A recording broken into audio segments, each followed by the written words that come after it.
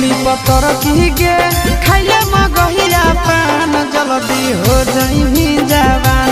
छौड़ी पतर की गे खाइले मगहिया पान जल्दी हो जाई जवान। छौड़ा पतर गारे खिया के मगहिया पान कूटा देवियो खरिया में धान। छौड़ा पतर गारे खिया के मगहिया पान कूटा देवियो खरिया में